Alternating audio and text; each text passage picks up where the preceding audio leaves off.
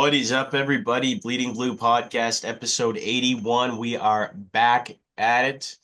We got a lot to break down. We got Four Nations tournament in the NHL, which is very, very exciting between Canada, USA, Finland, and Sweden that we're going to talk about. We're going to give a couple of our predictions. Then we also got the Super Bowl to discuss, and yeah, we got a fun top five coming up at the end, which hopefully I will win. I think I'm gonna win. Think it's pretty You obvious. did I not my win entire last room is week. surrounded by movie posters. I'm pretty much professional when it comes to movie posters, and what makes a good movie poster. So that's a little tidbit Okay. into our top five. But anyway, let's get right into it and start talking about let's talk about the Super Bowl, my friend. Obviously, it's no surprise, and maybe a little bit of surprise. It's no surprise now that the Philadelphia Eagles have won the Super Bowl handed. What a boring game. My goodness. What a boring football game. Yep. If you're an Eagles fan, you had the most fun ever watching that game. Is no stress, stress-free completely the entire time.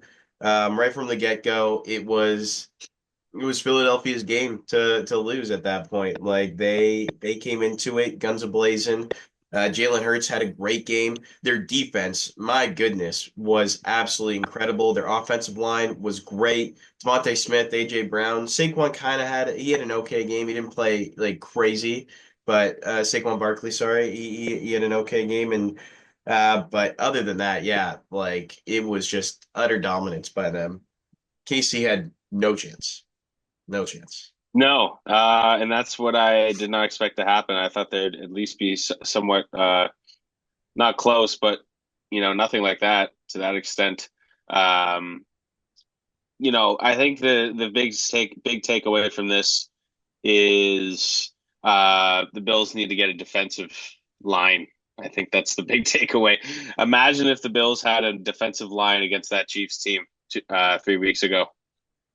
How good we could have been. We could have easily beat them if we had a defensive line and rushed and got to Mahomes.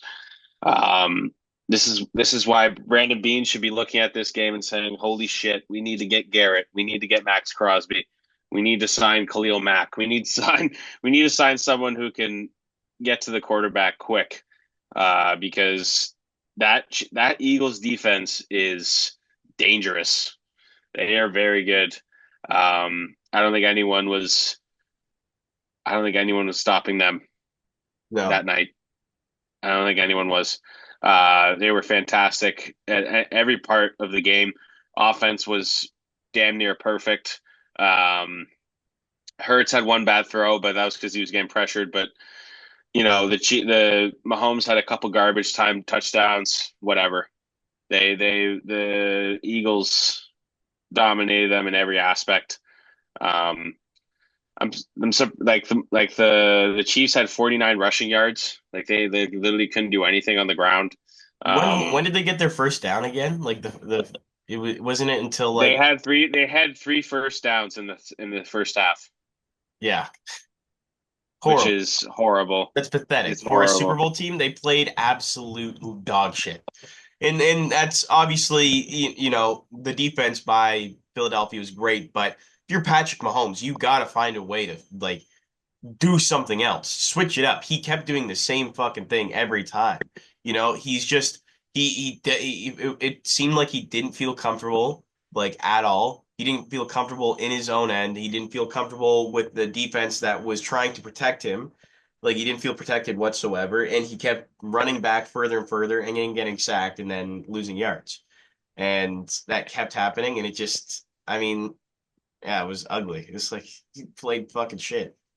Yeah, it was not a fun game to watch. I think there's obviously not much you can go from here in terms of Kansas City. Like you could sign more guys on defense or um, hope that Kelsey comes back next year. But it's there's not much you can really do to that point. It's just the Eagles are the better team. Not much to say. Um, yeah, like you were saying, like Saquon didn't have a good game. He almost had he also had 90 total yards. Like it's not like he was horrible. We're used to him having 200-yard games, you know, every time, right? So he played pretty good. It was to the extent where they had to bring on Kenny Pickett in the fourth quarter. That's how bad they were beating their ass. But I enjoyed it. I put a decent amount of change on the Chiefs, so I lost some money, but I think it was a win-win situation because watching the Chiefs lose is fantastic. So, Yeah, I don't know. How um, much money did you lose?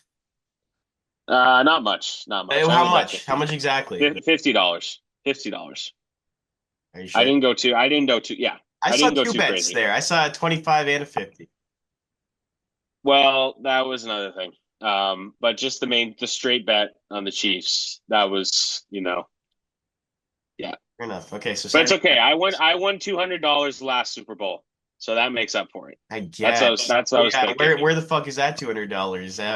Out for eating at fucking Burger King or something? My total spend my net winnings is over $500. So Okay. I'm up 500. You're up So 500 if still. yep, Where do you still am. this money? What? Where do you save it? Like do you put it somewhere or Yeah, yeah. I withdraw every time. Oh, I see. Fair enough. I'm not the guy who has a $500 wallet in the FanDuel account. I'm always withdrawing, so I'm not losing that. Don't worry. Be responsible, everybody. Be responsible. Multiple gambles. Yeah. Yeah, be responsible, everyone. But yeah, Kansas City let me down on the betting side, but it was great seeing them lose. It was fantastic. Yeah. I'm done watching them win every Super Bowl. Yeah. I can see. Let's hear quick thoughts on halftime show. What were your thoughts on Kendrick's performance? I didn't even watch it really. Like I got bored. Like I don't one of my buddies said the same thing. I didn't even know any of his songs. I don't think he's like built for a halftime performance because it's like you can't really like dance and like have fun to his music necessarily. And like yeah, it's still he's still a great performer, I think. But I don't know, maybe for halftime show it's not the greatest. Like maybe somebody like, you know, I honestly think like The Weeknd seems like the perfect type of halftime performer. Or like Yeah, hello. Um yeah, like The Weeknd seems like a halftime performer, or like Lady Gaga is like the perfect Beyonce, like right, Bruno Mars. Those are the type of performers I think like they're meant for those sorts of productions. So Kendrick Lamar just yeah, I don't know, it wasn't for me. And then it just was a little bit awkward because obviously he's trying to get political with this performance, and then you got Donald Trump there too, and it's just right, you got all these fans that are like, this is terrible. I hate this, all this rap music, and it's like a bunch of like 70-year-old guys that love football, like diehard football fans, and then you also got like the people in the comments, the young people that are like, all these people are just racist. And so that's never a good sign when that's like the outcome and thoughts that right. at the end of a halftime performance, in my opinion. So to tell you the truth, yeah, it was okay. It was fine. It was all right. Yeah, I thought he was okay, but like I just wish he sang, he chose songs that his old songs from Yeah, it's Good an Kid, old Mad song City. I loved. To Pimp Yeah. a Butterfly. I wish he just chose more from that. Personally, I'm not the biggest fan of his new album, but it makes sense that he's playing that because he's touring in a couple months. So I guess that he has an obligation to play those songs. Um, I was gonna but say I thought it was okay. I was gonna say like he must be under some contract that he had to play those songs because it's Oh, like for sure. it's not like he needs to promote that. Like his tours are going to be sold out no matter what. Like he's that Mhm. well like known of a performer that he's going to get sold out crowd. He doesn't need to promote his new music to get people to go to his shows or anything.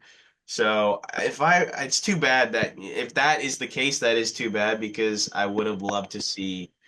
Yeah, I would have loved to see his older stuff. Mhm. He's got a really, really good yeah, he's got a really, really good. It's like Drake if he performed the halftime show. If he played songs from his house music album, I would have been like, what the fuck is this? Yeah, I would You hate. know? Yeah, because you have so many. I mean, I don't dislike that album, but you have so many other great songs that other people recognize you from and enjoy. You got to do your Um, popular stuff that people know, everyone knows. You can't just do right, because songs that it's the like Super Bowl, right? certain. Yeah, exactly. You have literally everybody in the entire country watching this, from all ages, all races, all sexes, all whatever, like all genders, whatever. So you gotta try and entertain to the mass, and it seems like was only entertaining to a specific group of people and maybe a specific group of people. Hmm. And that's again okay. There's nothing wrong with that, but it's like if you're him and if you're say like Drake or something like that, you gotta put your best people stuff that people know, people like, and get people excited and pumped up. Right. So yeah, Also, not like us. He obviously played that, and that was a big discussion because obviously it's targeted towards Drake, and people obviously saying, "Oh, Kendrick, centered his whole show around one person," and uh, I wouldn't say that necessarily, but I just wish he played other stuff. That's all.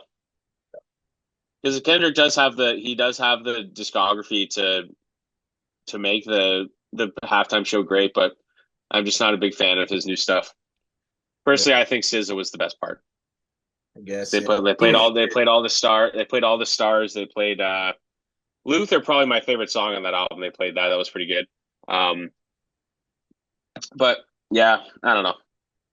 I'm excited to see who's next year though. Yeah. It's in where's the next Super Bowl in San Francisco. I don't know if there's any specific artists from there that are popular right now, but if I were to give a suggestion on who should be the next one, I think Post Malone would be a great halftime show performer. Because that guy he's been very popular in three different genres, uh, and he has multiple people who he's had features with that he could bring on. Um, he's popular right now. He dropped that country album last year. I had some help. That's not a bad song. People like that song. Yeah, but I think it's just the fact that like he's done it in multiple genres and um, also still very relevant. Um, Yeah, yeah, I just pick him. I pick him for next year. yeah. Who's your choice for next year if you had to pick one Uh, person? I think I said this last year actually. I think Miley Cyrus is an interesting choice. I think Yeah, she's got she's got a lot of songs that people love. Party in the USA, that Flower song she's got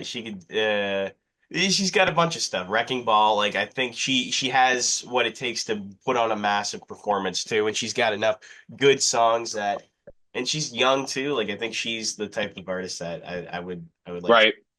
That, Another, that makes sense too. yeah. Maybe like Justin Bieber. I don't know. Justin Bieber is not He's like already he's done it. still recovering, but no, he hasn't. He did, or he did it like with the Red Hot Chili Peppers. He came on with the Red Hot Chili Oh, Peppers. he was with them. Oh, I didn't even know that. Okay, Yeah, but just for like he wasn't there for like long. I don't think so. okay. Um, yeah, that would be good. I'd watch Bruno Mars again. I'd watch him anytime. I think Yeah, he's obviously, but I don't think they're gonna bring him again. I think twice is kind of the limit for yeah, halftime appearances. But yeah, I wish you would do it every year. The yeah. guy's the best performer right now next to the weekend. But Okay, um, I got one. It's the thing is the only thing that would make it a little bit like difficult to not have them as it's because she's British, but Dua Lipa I think could do it. I think she. yeah, that works too. No, no, she doesn't have to be British. They've I they've know had it's just like they've had U2, and the Weeknd's Canadian. They they I know, had him they yeah, had him a couple years ago. Yeah, that would be good too. but yeah, That's a really good one because she's starting to get her catalog up more, and I think she's dropping an album soon. So and that I makes think sense. she's really talented. I think she's a great everything dancer, singer, songwriter, Yeah, whatever. I think she's a great performer, great performer. Like her shows are like sold out. I would love to see her do Yeah, that would be that. That sounds like a good idea. Just not Taylor Swift. Just not it. Taylor Swift, please. Um, but yeah, let's go on to what should we talk about next? Talk about the Jays. Um, Big week. Yeah, I guess it hasn't started yet, but spring training is on its way.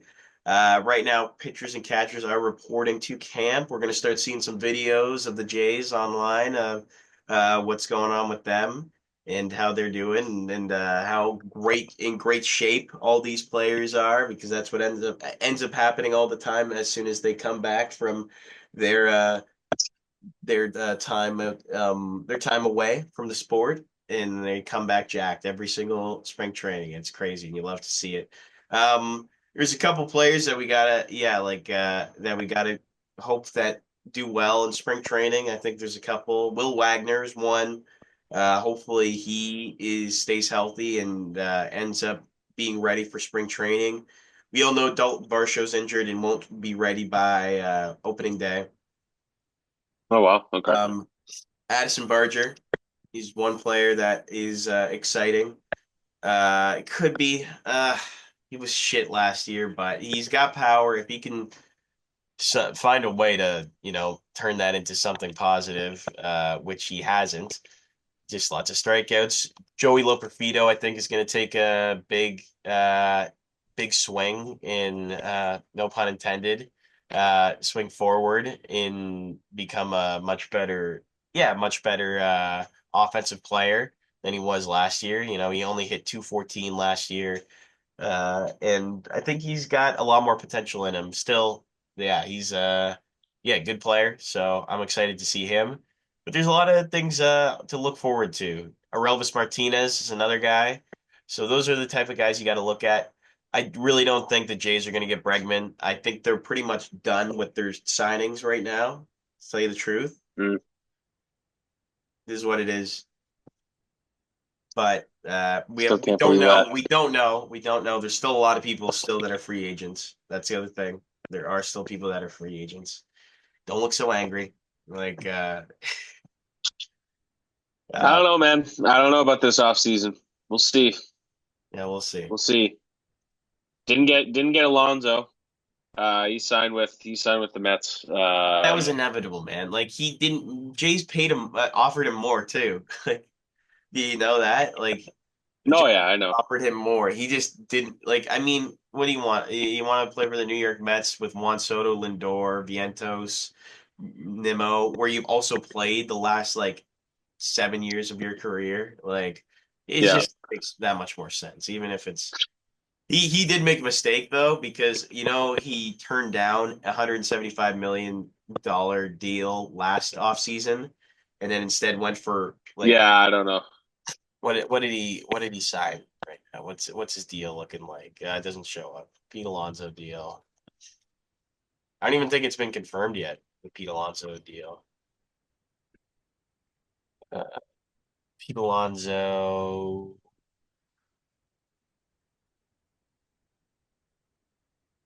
signed. Yeah, he turned. Okay, here it is. So. He turned down a 7-year, $158 million contract extension with the team. And then he signed a contract. Let's see here. That doesn't show. Anyway, he signed a 2-year deal. That's what it is, with an opt-out after the second year. So Okay. yeah, that's pretty bad. Like that sucks. It's a terrible deal. Yeah. But hopefully he has a good year. That's all that matters. Anyway, that's all I have to say about that. It doesn't really matter. Like it is what it is. They're not that good. Like he's we got better players than Alonso. We got Vladdy. We got hopefully Bo has a great year. Santander has a great year. I think they will. So yeah. Okay. Yeah. Let's get into some NHL talk, aka Four Nations Face Off, which starts tonight. Very excited about that. All the best players in the league, except the Russians and the other Europeans, are competing. It's gonna be a fun one. Um, very excited because apparently these guys are going to take this serious. I've heard multiple like people from different teams. Like I know Kachuk is like he's saying that these guys are like playing it as if it's a game seven of the finals. Like they're going to be playing these games hard. They're looking forward to playing for their international team for the first time. Um, Most of these guys are putting their country on their jerseys for the first time because the guys didn't play in 2014 other than like was it Crosby and Doughty are like the only two players that played in Yeah. 2014. Like just a few players um, are returning guys from the World Cup of Hockey or the Olympics. So this will be fun to see how these guys play together, in international hockey. So we got a couple awards here that we're going to give out. We'll just start off with the best Leaf player. So there's three guys that are playing in the break here. We got Matthews, Marner, and Nylander, each for their respective countries. We'll start off with you, Ryan. Who do you think is going to be the best player? I think Nylander. Nylander, he knows how to show. Like I think he's like he's a Swedish, like such a Swedish at heart. And like remember when they went over to Sweden and then he scored what the game-winning goal in when they played there. I just think he's gonna be the guy that just he knows how to show up for uh his country. I don't know. I just see that I Mhm. just see that happening for him. He's the type of guy that can show up and he that's who he is. So I think it's gonna be Nylander for sure out of the three. Okay. You know what? I'm going to agree with you on that one too. I'm going to go with him. I think he's not the captain, but I think he's kind of like the best. I wouldn't say yeah, he say he's the best player on that team right now. On the Swede, I think I'd say so. Yeah. Well, right now, I'd say. Um, we'll I'd say say he's the probably guy going to perform. Philip Hmm? Forsberg. No, not him. Lindholm, Yes, for Brad is playing pretty good. Um, Pedersen. Hedman's obviously a good player, but I think right now, I think Nylander's probably the best on that team. Um, I think he's just going to take over. He's usually really good in these important games. Um, better than Matthews and Marner, obviously, as we've seen in past playoffs. I'm just going to go with Nylander here. I think he's obviously going to be on the first line with the best players like Forsberg and Bratt and I'm trying to think of other guys on that team. Pedersen. He's going to be on that. He's going to be on those power plays with them. I think you'll have a good break here. Now let's go to winner of the tournament. I was going to say MVP, but we can kind of base the MVP off the winner. Um, I'll start with this one. I think it's pretty obvious. Might be a bit biased, but I think it's Canada. Their their team is just their forwards are just so far superior compared to other teams. Um, as we saw in practice on Monday, they have the first power play line set up as Reinhart, McCarr, McDavid, McKinnon, and Crosby. Like, how is that even fair? That's terrifying. How is that even fair? That might be the most overpowered power play before probably the most overpowered power play since like Gretzky, Lemieux, Coffee, like those guys on that power play in like '87. Yeah. Like I think it's pretty ridiculous how good this how good this team is on forward. Um, their goaltending is what I'm worried about. Like because we have Binnington starting today. I'm not sure how that's going to go. Not really the best compared to other teams. Like I know the U.S. does not have to worry about goaltending because they have Hellebuck, Ottinger, and Swayman. Like they don't have to worry if one of them plays like shit. They just have two others that are just as good, if not better. So they don't have to worry about that. But that's the only thing I'm worrying about. But I think Canada is just so strong um, up top that they're just going to take over the game. Their defense is very strong too. Obviously, with McCarr, Taves, um, Doughty's like the last guy that they brought in, and he's still really good. Um, Yeah. I think this won't be a problem. for Uh, them. I think this is going to be pretty. I wouldn't say I'm not going to say they're going to dismantle everyone, but I think they'll be pretty. It'll be a pretty comfortable break for them in terms of playing everyone. I think their only challenge is the U.S. yeah, I think US could be, yeah, a little bit scary. They have a really good team. I think all the Hmm. teams are pretty good, man. Like there's a lot of good players on all these teams. Like they're the best of the best. So, Hmm. and who knows? Like that's the other thing. Like you just never know. Like they're pretty. Yes, Canada has like it just on paper, like the players that in terms of like just stats and how they, the history of them playing, they have the better players, but you never know. You just never know, and especially with like there's so many good players like on Finland, like Aho and like Barkov and Mikko Rantanen like is so Yeah, good, and like they've got a lot of good players. Sweden's got like, obviously like Forsberg, Lindholm, Nylander, Pettersson.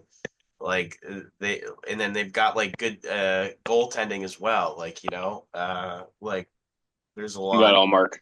Yeah, all mark. So and then yeah, it'll It'll be be tough. It'll be tough games, man. It'll be tough games. I think like this the yeah, United States. international. They've got Hillebuck. Like that's scary, man. That's Yeah, and they got Ottinger and Swayman backing him up.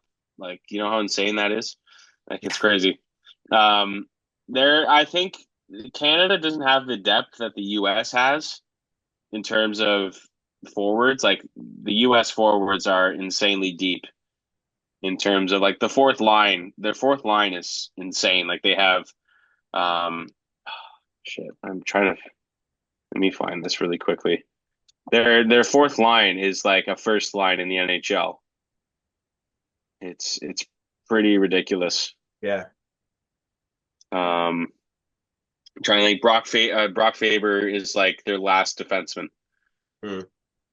Like guy's insanely good. They have Matt Boldy as their last defenseman. Like they're insanely stacked. Let's just put Yeah. it that way.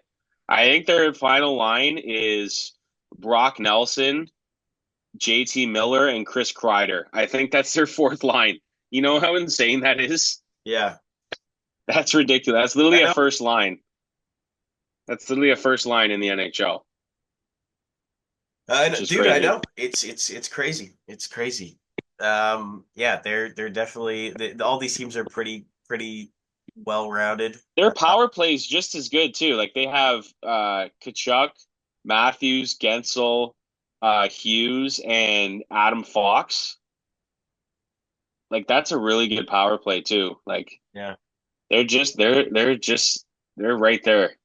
Um, but yeah, I think Canada pulls it out. And MVP, I'm gonna go with I'm gonna go with Crosby. I think it's his one of his last times playing with Canada. I think he just wants to win. He's also undefeated as captain for Canada for the senior team, so that's also something to say. So I Yeah. think he's just gonna take over, So be the leader that he is.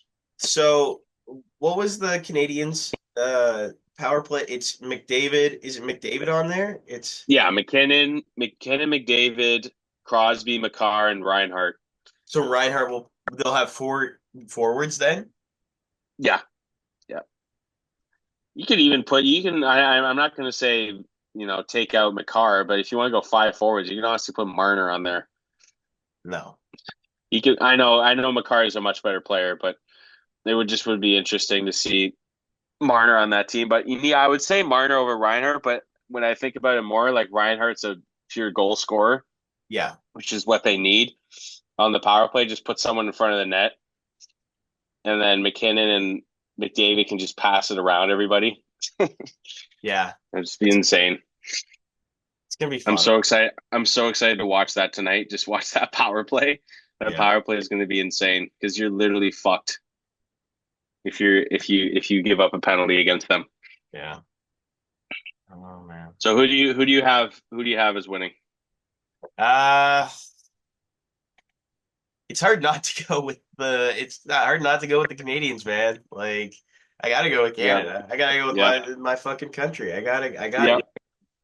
And like they just I didn't even realize McDavid was on the team until like I was just looking at the thing. I don't know why I didn't think that, but then I was like, holy shit, like they're fucking good, man. Of Like course he'd be on the team.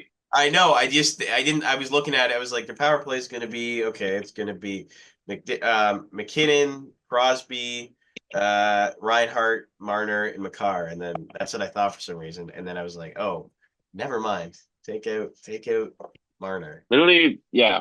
Who's your MVP? Who would be your Uh, MVP of the tournament?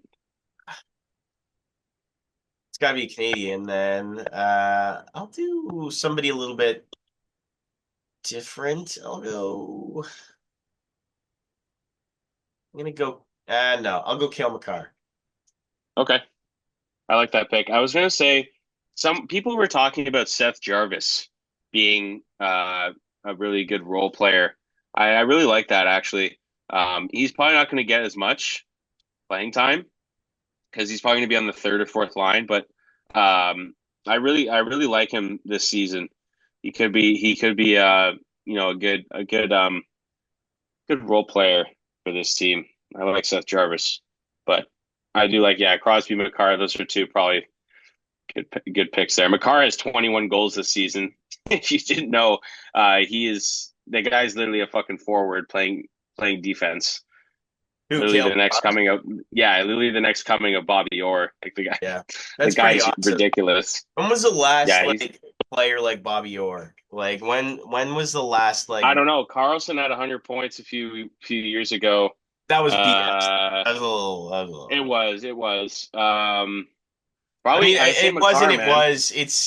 It's like there's a little bit of luck involved with that, and yeah, he's still really good, but yeah, I don't Hmm. know. I don't know. The All last right. person I can think of is like, uh, who played Ray Bork? Yeah, but he was good. He was good defensively, but he wasn't like a star like on the offensive side. Dude, he had a 30 goal season. That's very Look at true. that. Yeah. One time, but still, he's like averaging around like 19, 20 goals a year, which is very good. Very good. Yeah. Still no Bobby Orr, no like 40 goal season. No, no, no. Say Paul Coffey. Paul Coffey had a few really good seasons in terms of points, Yeah. playing with Edmonton and Pittsburgh. Oh yeah. Look at those. Yeah. 40. Paul Coffey had over 100 points, I'm pretty sure, one year. That's ridiculous. Ah, that's so like yeah, like I'm going down a rabbit hole here. Oh, he had 126 points one I year. know. I'm Yeah. looking at that. Like that's stupid. And then also, oh, I forgot Wayne Gretzky had 205 points that year. Forgot about He that. had, dude, Paul Coffey had 48 goals one year. What insane that is, man. Oh, and then 48 goals. Yari Kiri, or Yari Kiri or whatever his name is. Yari Curry. Yeah, Yari He Kiri. wasn't a defenseman though. He wasn't a I defenseman. know, but I'm just looking at there's four players on this team that had over 100 points, and then Glenn Anderson had 99. Like, come on now. Like Yeah. that's ridiculous. Some good players, man. Some good players. Yeah. Paul Coffey had 12 goals in the playoffs one year. That's insane. That's crazy. Yeah. Yeah, 84 and 85 Oilers are probably the best team, one of the best teams of all time. That team was ridiculous. I'm pretty sure, yeah, Gretzky had 208 points. Curry had 135. Yeah. Holy shit. All right. We're getting off topic here. Let's go Yeah. let's go to our It's let's go it's to our just top five. amazing to look at though. It's pretty I incredible. know. I know. Like Let's go to our top five like here. everybody's playing like 80 games too. It's like, oh my gosh. Like Yeah, no injuries, man. No major injuries. It's because or if they Gretzky had do, Semenko on his line and McSorley. They just beat everyone up if anyone got close to Gretzky. yeah, that's pretty awesome. Gretzky would just play with an enforcer the whole time, and he wouldn't get injured. Yeah. All right. Well, let's move on then. Yeah. Team Canada all the way. Let's go. Hopefully they win against. They're playing Finland tonight. Sweden. Sweden, sorry. Yeah, Sweden tonight. So I'm sure they'll probably win. They'll probably win. I think they're in Montreal. Crowd's gonna go crazy. It'll yep. be it'll be a good game. Um, Um, top five. yes, All this is right. a fun one. We're going back to movies again. Like But this time we are doing movie posters. A lot of creative ones, a lot of iconic ones. Um, Ryan is all, as you can see, if you look in Ryan's room, he has many movie posters. I have some in my background too. Um, but yeah, did you get any? I know the York had posters. I don't got Oh, any okay, room. that's fair. No room. We're Um, gonna do yeah, we're gonna do top five movie posters here. I'll go first since you're the poster aficionado, so you can close it out. Um, I'd honorable mention. I got an underrated one here. I actually saw it at the Museum of Modern Art in New York. Um, like an actual like one from Germany. I thought that was really cool. Metropolis by Fritz Lang. I really like that poster a lot. Really cool art on it. Um, I like the robot in it. I think it's really cool. So I'm gonna put that honorable mention. Um, at number five, I got one just for. I'm not. It's not the best looking one, but it's just really iconic. I remember you mentioning before the pod. You were saying Spielberg has a lot of really good posters. This is my only one I have of his on here. I have Jaws at five. hmm. Obviously the shark really imposing its will in that poster. So I got that number five, really iconic. Whenever you think of a shark like that, it's you immediately think Jaws. So I'm gonna put that number five. Number four is one I have in my room actually. You can't see it right now, but it's in there in the corner there. I have 2001 Space Odyssey at number four. Um, One of my favorite, the best science fiction movie of all time. Really cool. I like the space station with the moon. Like that spaceship shooting out. I think it's really cool. Um, Really iconic. Kubrick, obviously. I'm gonna go with that number four. Number three is another one I have in my room. I can't. It's like in front of me, so it's hard to show it. Um, but number three, I have Pulp Fiction. I think everyone has a variation of that iconic poster with Uma Thurman in it in their room, especially like teenage boys, obviously like in dorms and shit. Like a lot of the guys have the Pulp Fiction poster. I think it's really iconic. Obviously, the movie's one of the best movies in my opinion, uh, accompanied by a great poster. So I'm gonna put that at number three. Number two, I think it's just so simple, but it's also really cool. Um, I really like the Scarface um, poster when it's like divided black and white and his arms sticking out in the black. It's really cool. Obviously Al Pacino, really iconic movie. Great great character Tony Montana. Um, I don't know what it is, but it's just yeah, it just works really well. Like I said, it's simple with the Scarface font popping out with the red. I'm gonna have that number two. And then number one, this is not really the main poster of this. I think it's just like everyone's seen it, but it's not like the main poster. I have not a good movie, the only bad movie on this list. I have Phantom Menace, but it's Anakin Yeah. standing there, and then the shadows Darth Vader is Yeah. so fucking cool. Um, that's really the only good thing about that movie, other than the Duel of the Fates. But I think it's just the use of shadow is so fucking cool. And I mean, if you haven't seen it, I'm kind of spoiling it for you. But just like the fact that it's like foreshadowing, Anakin being Darth Vader in the future with the shadow Wait, what? in with the shadow and Tatooine, it's just so cool against the wall. It just works so well. Um, Yeah. Whenever you think of Star Wars, you think of Darth Vader. So I'm gonna put Yeah. that at number one.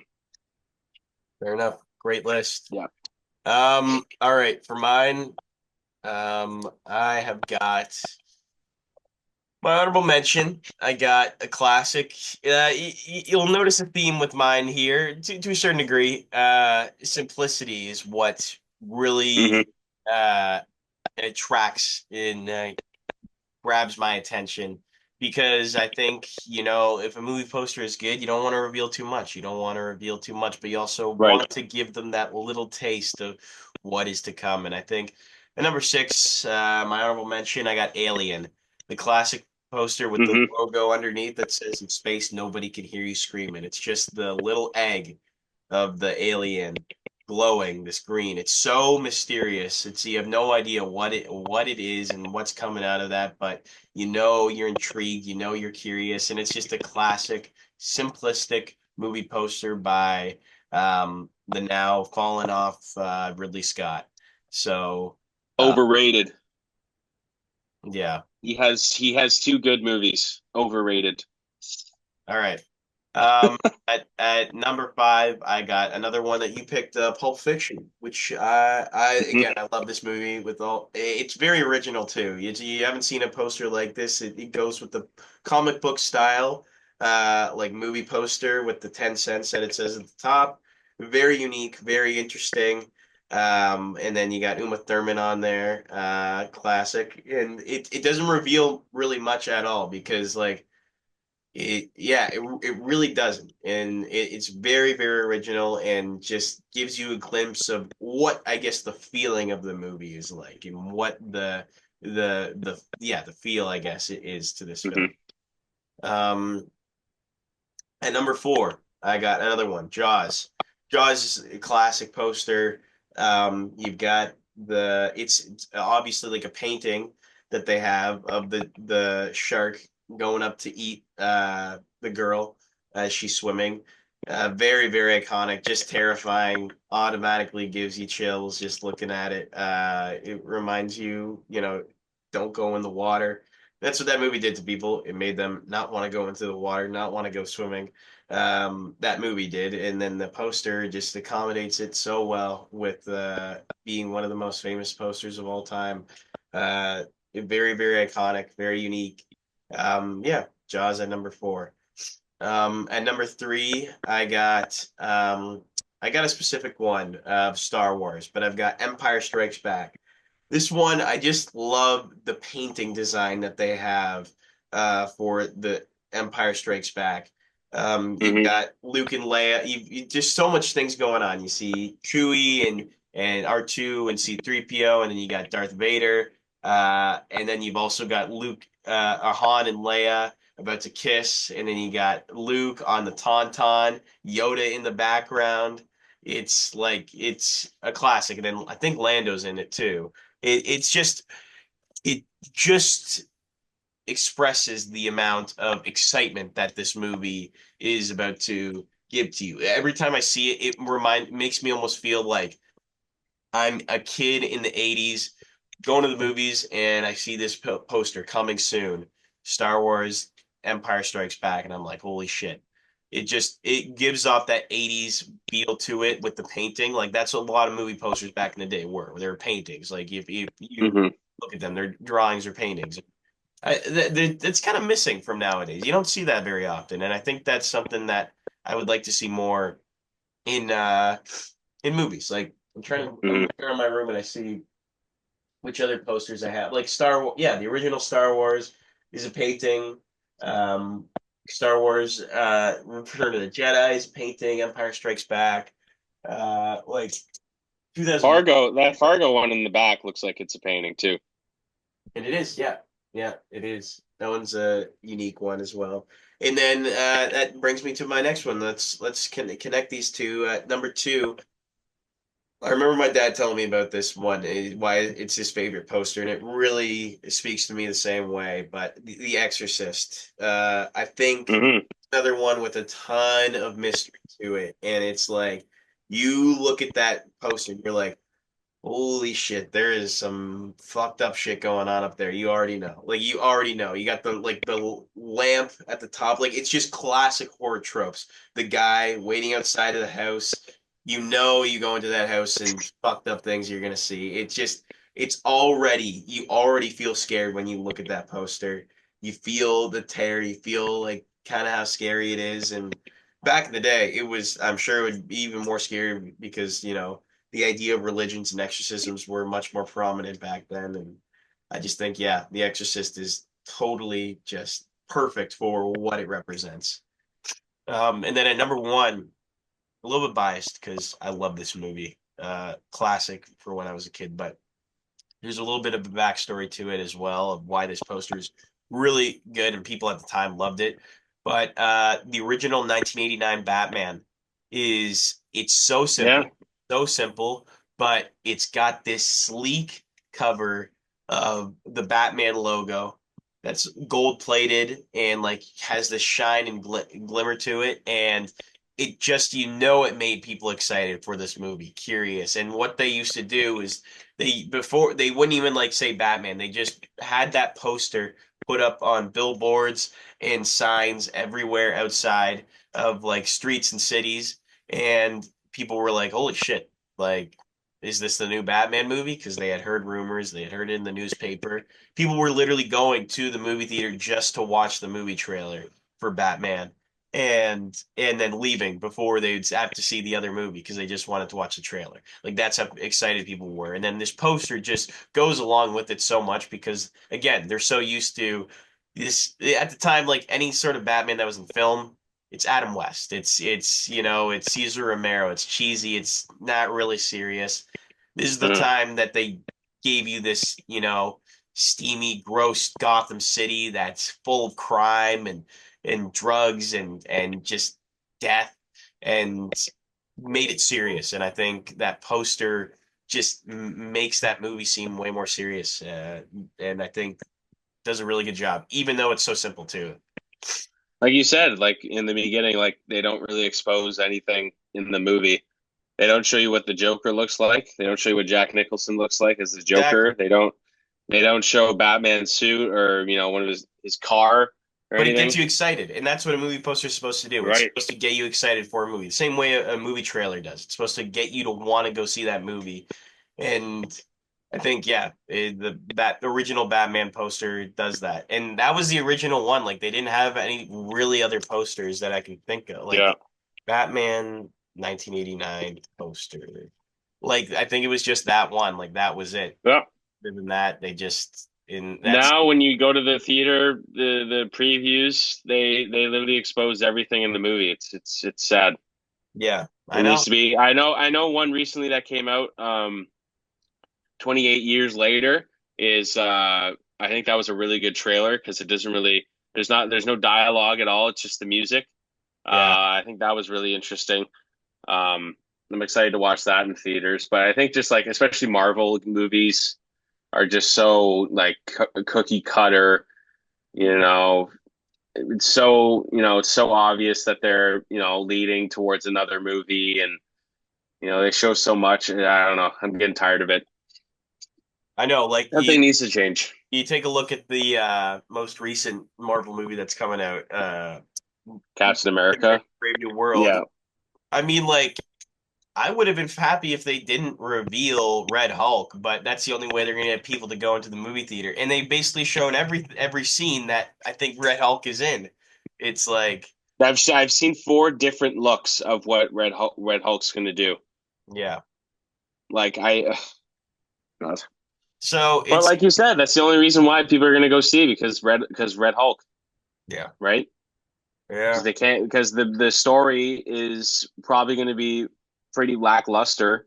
Um and people are just waiting to see what Robert Downey Jr. looks like as Doctor Doom. So that's just basically what everyone's waiting for. So, well, Yeah. just the state of blockbuster movies right now. That's all.